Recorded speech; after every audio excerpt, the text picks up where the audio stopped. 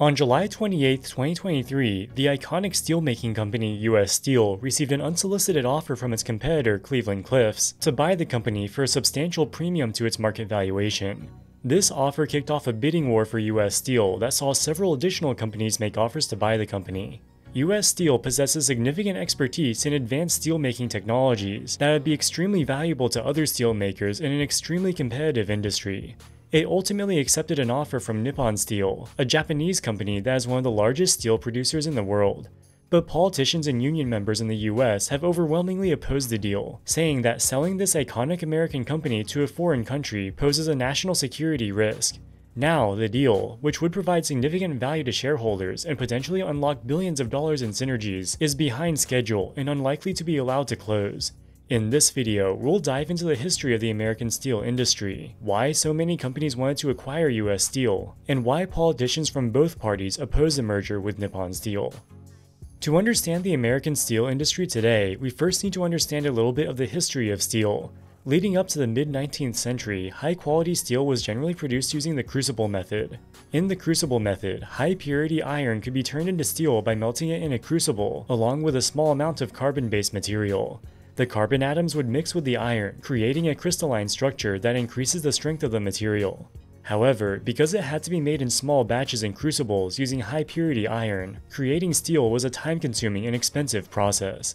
It was generally only used in applications that absolutely needed higher strength than iron, such as sword blades, parts for various tools, etc. This all changed in the 1850s when the English inventor Henry Bessemer developed the first cost-effective way of creating high-quality steel from low-quality iron.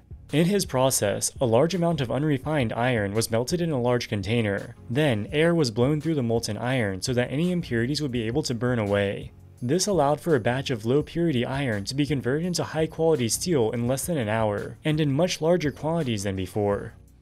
The impact of this new process on the economy was immense. Steel can be up to 5 times as strong as pure iron as measured by compressive, tensile, and yield strength, and it can also be processed to be much harder than iron.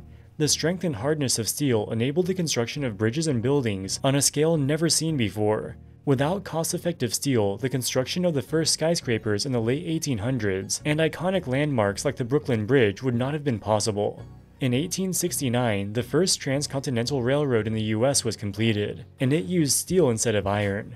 The hardness of the steel significantly increased the durability of the tracks, and the strength of the steel allowed less material to be used than if they had been made from iron, lowering the total cost of construction. Steel got one of its most important end markets in the early 20th century with the advent of mass-produced automobiles. To this day, the automotive industry is one of the most important markets for steel production in America. Steel is used to build the chassis, engines, and other major parts. On average, a mid-sized car requires about 2,400 pounds of steel, and trucks and SUVs require about 3,000 pounds. 16 million new cars are sold in the US each year, for a total of about 21 million tons of steel. The automotive industry to this day remains one of the biggest markets for American steel producers, and for some, like US Steel and Cleveland-Cliffs, it is the biggest.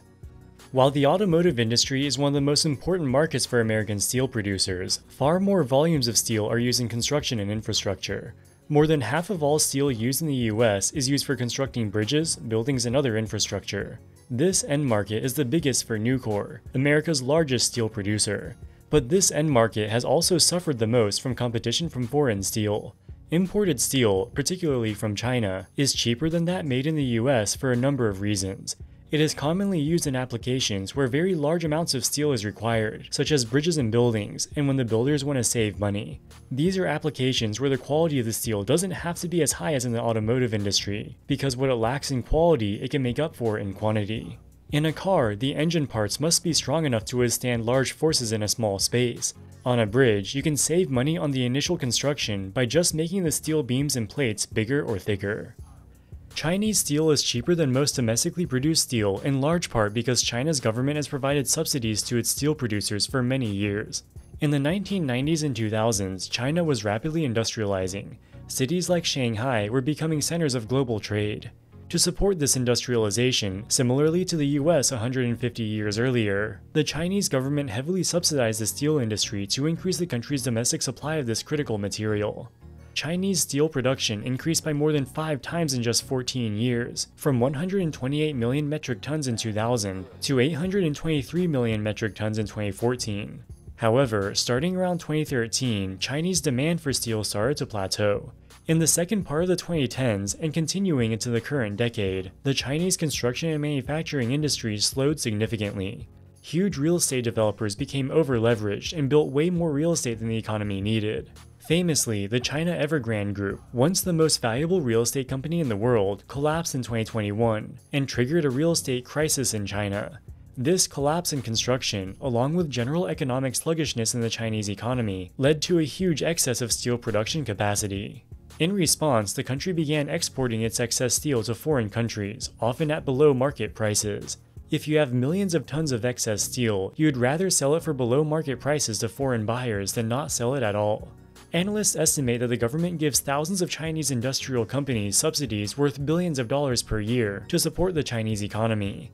These subsidies are both direct and indirect. For example, the government provides subsidies for steel itself, but also subsidizes cheap sources of energy, iron ore, and other inputs required for the production of steel. These subsidies have allowed Chinese production capacity to continue to increase far in excess of demand.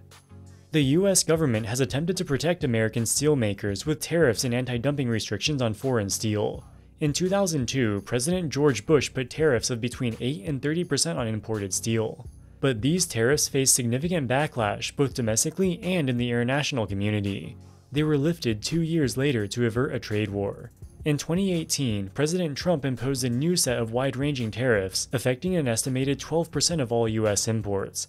These included a 25% tariff on steel, which accounted for $24 billion of imports annually. Despite incurring retaliatory tariffs from China and other countries, these tariffs achieved their goal of increasing steel prices in the US, at least in the short term. Average prices increased from about $600 per ton in 2016 to $800 per ton in 2018. Major US steel producers reopened some shuttered steel mills in response, anticipating that increased prices would make them economically viable again. However, as domestic production started to ramp back up, prices moderated again. By 2019, 1 year after the tariffs, average steel prices had receded almost to the prices from before the tariffs. The American steel companies themselves have also attempted to shift their go-to-market strategies to compete with Chinese steel. Most of the major American steel producers have focused on differentiating their products from the Chinese steel by offering higher quality steel, steel with special characteristics, and steel formed into difficult-to-form shapes for specialized applications. For example, Cleveland-Cliffs in 2023 released a technology called C-Star, which is a specially formed steel product designed to protect the batteries in electric vehicles better than traditional methods. Nucor has invested over $10 billion to increase its production targeting certain favorable and growing markets, such as data centers and renewable energy. US Steel has developed special new types of steel, including one that can help the automotive industry meet carbon emissions goals by having a 70 to 80% smaller carbon footprint than traditional steel. These strategies seek not to compete with Chinese steel on price, but through technological innovation. The combination of the 2018 tariffs and the steel companies' attempts to differentiate their products from Chinese steel has succeeded in allowing them to survive, but most still struggle to make consistent profits. There was a brief windfall in 2021 when prices spiked due to global supply chain issues caused by the pandemic, but prices have since come down significantly. Also, prices of raw materials like iron ore have increased since 2021. This has caused the American steel producers' profits to compress, returning to pre-pandemic and even pre-2018 tariff levels. The American steel producers are currently trapped in a low-margin, capital-intensive industry, with each one struggling to differentiate itself from China and each other. One way to try to compete in such a hyper-competitive industry is to try to build scale by consolidating.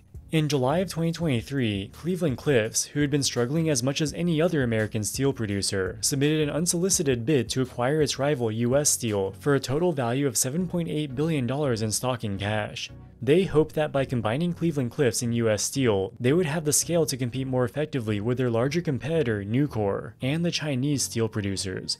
US Steel ultimately rejected the offer, but it caused other steel producers to become interested in US Steel as well. Several other companies submitted their own offers to buy US Steel.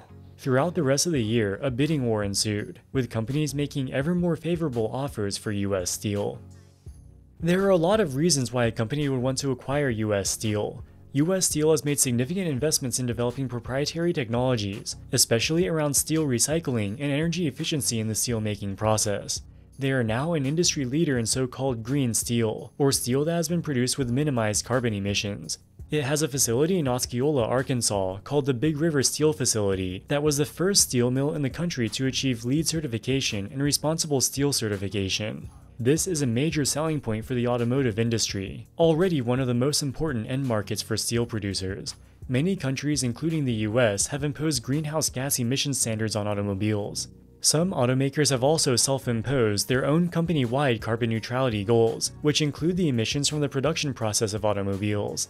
This is a business decision for the automakers as much as anything. If they can market their vehicles as being built using low-emission processes, they can win over consumers who increasingly care about the environmental impacts of their purchases. While US Steel has proprietary technologies to produce cutting-edge steel products, it must move fast if it wants to benefit from them. The low carbon emission production methods are based on an advanced and expensive technology called the electric arc furnace, which uses electricity to melt the iron instead of coal. US Steel's competitors are also investing in electric arc furnaces. The problem for US Steel is that increasing production capacity for green and highly recycled steel is extremely capital intensive. Their Big River Steel facility, the one with the low carbon emission technology, was the result of a $4 billion investment project started in 2021. The company is now building a second facility called Big River 2, which is planned to have double the production capacity as the original. It'll also include certain high-tech steel finishing technologies that can produce advanced, high-strength steel for specialized end markets. The company expects this new facility will cost $3.2 billion to complete. In December of 2023, US Steel accepted an offer to be acquired by Nippon Steel, the largest steel producer in Japan and one of the largest in the world. The offer was for $55 per share, a significant premium to US Steel's stock price. The two companies stand to recognize significant synergies from the merger. Although Nippon Steel has been struggling from Chinese competition just as much as the American steelmakers, it has a strong balance sheet with significant capital. It would be able to provide billions of dollars of capital and some of its own technology to build out US Steel's planned production facilities, unlocking the value of the company's expertise in producing best-in-class green steel. It's a win-win for the business prospects of both companies. The boards of directors of both companies unanimously approved the deal, and in April of 2024, more than 98% of voting shareholders of US Steel approved the merger. But the deal faces a huge challenge from US politicians, both Democrats and Republicans. US Steel is one of the most iconic American industrial companies. At the beginning of the 20th century, it was the first company to reach a market valuation of $1 billion, and single-handedly accounted for about 7% of the country's total GDP. For over 100 years, it has been a bedrock of American industry, and has provided jobs to millions of people. Politicians don't want to see an American icon become owned by a foreign country. Perhaps more importantly, senators from states with significant steel production operations like Pennsylvania and Ohio worried that a foreign country owning US Steel could hurt American industry and jobs. They claimed the deal would pose a national security risk in the event that Nippon Steel were to use its ownership of US Steel to shut down American mills and avoid America's tariffs. Democrats also opposed the deal for fear of its ramifications for unionized steel workers. The United Steelworkers Union opposes the deal because it is worried that Nippon would not respect the collective bargaining agreements it has already reached with US Steel. They say that their union was not included in the negotiating process between US Steel and Nippon, and that shows that Nippon does not take the union seriously. Nippon has made several commitments to try to assuage the concerns of the US senators and the United Steelworkers Union. It is said that it will honor all pre-existing collective bargaining agreements between the union and US Steel, and that after the deal closes, US Steel will maintain its name and headquarters in Pittsburgh. But the national security concerns posed by the senators remain. US Steel and Nippon originally expected the deal to close by the first half of 2024. As of the time of recording this video, the deal has still not closed, pending a national security review by the White House. With Joe Biden, Donald Trump, and Kamala Harris all having publicly stated their opposition to the deal, it's hard to see the deal as having any significant chance of succeeding. Alright guys, that wraps it up for this video. What do you think about the merger bid from Nippon Steel? Do you think it should be allowed to go through? Let us know in the comments section below. As always, thank you so much for watching, and we'll see you in the next one. Wall Street Millennial, signing out.